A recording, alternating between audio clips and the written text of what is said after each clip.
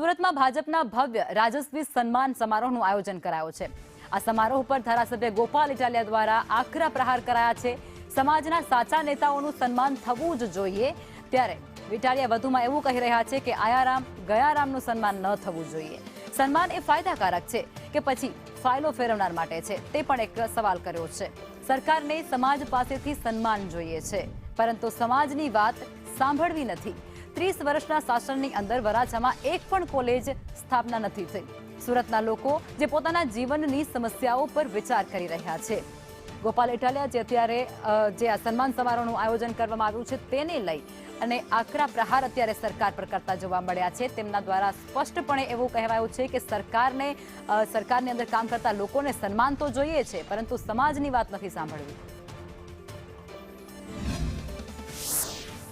તો સમાજના પીઠબળ વાળો નેતા કેવો હોય એનો દાખલો આ રહ્યો। બાકી બધા શું છે? આયારામ ગયારામ। હવે એનું શું સન્માન અને કેવું સન્માન? જેનું પોતાનું કોઈ આત્મસન્માન નથી એનું સમાજ શું સન્માન કરવાનું? સમાજના પ્લેટફોર્મ પરથી તો વટવાળા હોય એના સન્માન થતા। જૂના જમાનામાં સન્માન કોના થતા? વટવાળા માણસનું સન્માન થતું, સ્વાભિમાન વાળા માણસનું સન્માન થતું। લોન લેવી હોય ઈડબ્લ્યુએસ માંથી પેલું MYSY યોજનાની, તો ફાઇલો ફાઇલો ફાઇલો ફાઇલો, એટલી બધી ફાઇલો કે એની વાત જવા દો। પણ આ સન્માન કરનારા લોકોની ફાઇલો